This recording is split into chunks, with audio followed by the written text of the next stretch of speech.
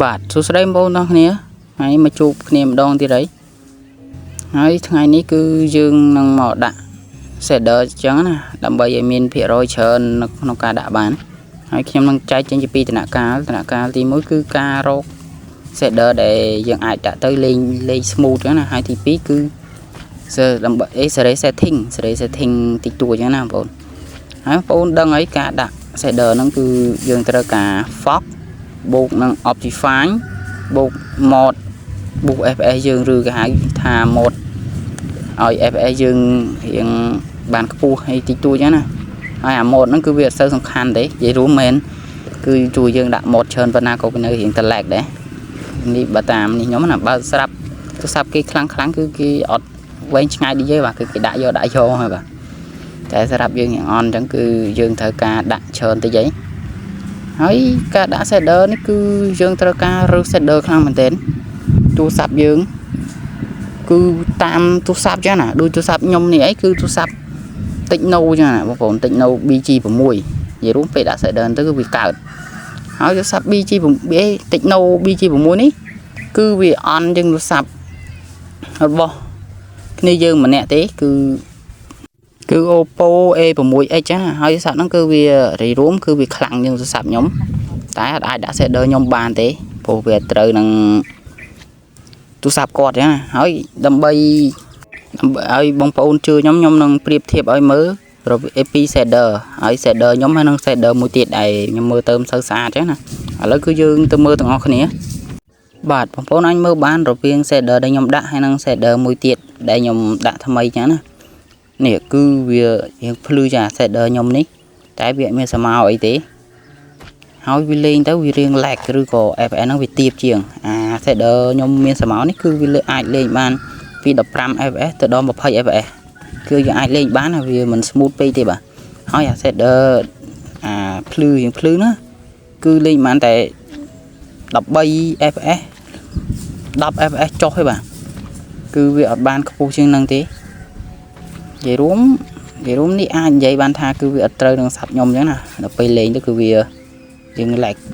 relax ជាងគ្នាទូអា shader ហ្នឹងវាអន់កម្រិតវាអន់ជា shader ខ្ញុំនេះក៏ដោយបាទហើយបងប្អូនមើលទៅវាផាយទៅគ្នាទេផាយព្រោះតាខ្ញុំបើកនិយាយរួមដោយសារតែខ្ញុំបើកថតអញ្ចឹងណាបាទហើយដើម្បីយើងរកទូរស័ព្ទអីច្រឡំគឺរក shader ដែលត្រូវនឹងទូរស័ព្ទយើងបានខាងដើមវីដេអូចឹងបងប្អូនគឺបងប្អូនគាត់ទៅសួរ chat GPT ចឹងណា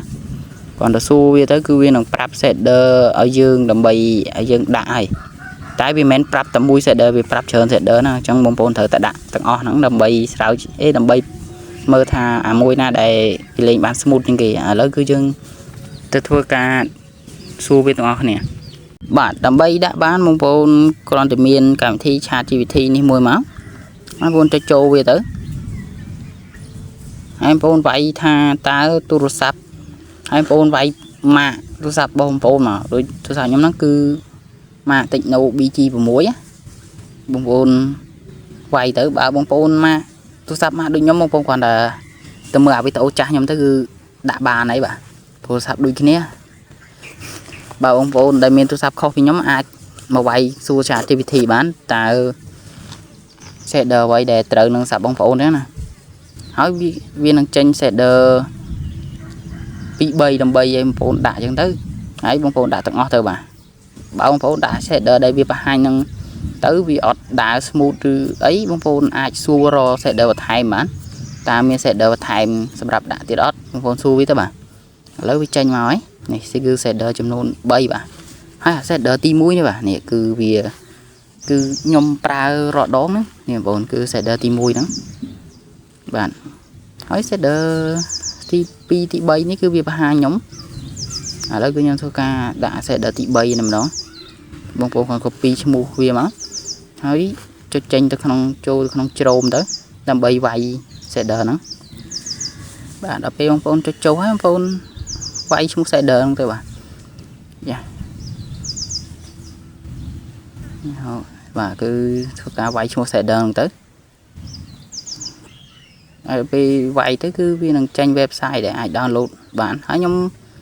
ប្រាប់ website 2 គឺ website មួយនេះអាហុកខ្ចៅបាទហើយបងប្អូនស្គាល់ច្រើនហើយអា website ល្បីហើយនឹងអា website ទៀតគឺនេះបងប្អូនក៏ស្គាល់ច្រើនដែរគឺអា website Fox នេះខ្ញុំហៅ website Fox ចឹងហើយពេលខ្លះវាមាននៅក្នុង website អាហុកខ្ចៅនោះហើយនឹង website Fox បាទហើយដើម្បី download ក្នុង website Fox បានគឺយើងត្រូវធ្វើឲ្យផ្ទាំងទូរស័ព្ទយើងនោះគឺទៅជាផ្ទាំង computer ដូចអាខាងដើមវីដេអូបងប្អូនហើយដើម្បីធ្វើឲ្យដូចផ្ទាំង computer បងប្អូនគ្រាន់អ៊ំមកក្រោមឲ្យអស់មកបងប្អូនឃើញហុក computer អត់បាទបងប្អូនគ្រាន់តែចុចមកចុចអា4ជ្រុងនៅគៀនហុក computer វានឹងចេញផ្ទាំងធំចឹងហើយបងប្អូនចុចហៅពាក្យ file បានអាពាក្យ file ហ្នឹងគឺទូចមែនទេបាទនេះបងប្អូនមើលឃើញហើយបងប្អូនវានឹងចេញ file ជាច្រើនហើយបងប្អូនវាយខ្វល់ច្រើនទេបងប្អូនគ្រាន់មើលមកគៀនអា file វាហ្នឹងហើយរក version របស់យើងនេះគឺខ្ញុំរក version 1.19.2 បាទខ្ញុំមកឃើញនេះបាទហើយបងប្អូនគ្រាន់តែអូសមកគៀនហើយចុចអាសញ្ញាចុច3ហ្នឹងមកហើយចុចពី download ហើយបងប្អូនចាំវា5វិនាទីទៅគឺវាចេញផ្ទាំងឲ្យយើង download ហើយបាទនេះវាចេញមកហើយខ្ញុំ download សិនបាទដល់ពេល download ហើយគឺបងប្អូនយកវាទៅផាសចូលក្នុង module launcher យើងតែម្ដងហើយបងប្អូនភាគច្រើនគឺចេះហើយគឺខ្ញុំអត់ប្រាប់វែងឆ្ងាយទេបងប្អូនអត់ទាន់ចេះបងប្អូនអាចចូលទៅមើលនៅវីដេអូចាស់ខ្ញុំបានអាវីដេអូរបៀបដាក់ shader ហើយខ្ញុំសូមអភ័យទោសមែនដែលមានសំឡេងរំខានអីតិចតួចបងប្អូនឥឡូវគឺយើងធ្វើការផាសចូលក្នុង module launcher យើងតែម្ដងទៅខ្ញុំសូមចុចឲ្យលឿននិយាយគ្រូបាទឥឡូវយើងផាសហើយបាទគ្រាន់ផាសរួចគឺយើងធ្វើការចេញទៅចូលក្នុងក្រែមយើងតែម្ដងយ៉ាចុចចូលក្នុងក្រែមយើងតែម្ដងទៅបាទដល់ពេលយើងចុចហើយចុចចូលតែម្ដងដើម្បីនេះឥឡូវគឺខ្ញុំខ្ញុំកាត់ចូលក្នុងក្រែមតែម្ដងបាទឥឡូវយើងចូលម្ដងក្នុងក្រែមហើយគឺបងប្អូនចុចចូល Word របស់យើងទៅដើម្បីទៅតេស្តអា shader របស់ខ្ញុំដាក់មិញគឺវាលេង smooth អត់វាត្រូវនឹងសាប់ខ្ញុំអត់ចឹងណាបាទឥឡូវគឺធ្វើការចូលតែម្ដង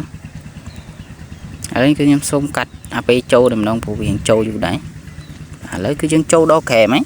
អានេះគឺ shader ខ្ញុំបាទគឺចុចចូលមកគឺវាមាន shader នឹងស្រាប់តែម្ដងឥឡូវគឺយើងធ្វើការដាក់ shader យើងដាក់មិញតែម្ដងបាទតើវាដើរ smooth ឬអត់ឥឡូវធ្វើការចូលដាក់ទាំងអស់គ្នាដាក់ shader ណាហើយខ្ញុំសូមបញ្ជាក់គឺខ្ញុំអត់ទាន់សេរី setting សេរីអីទាំងអស់បាទគឺខ្ញុំដាក់ shader ដាក់តែ shader ទេគឺវាដើរបានប៉ុណ្ណឹង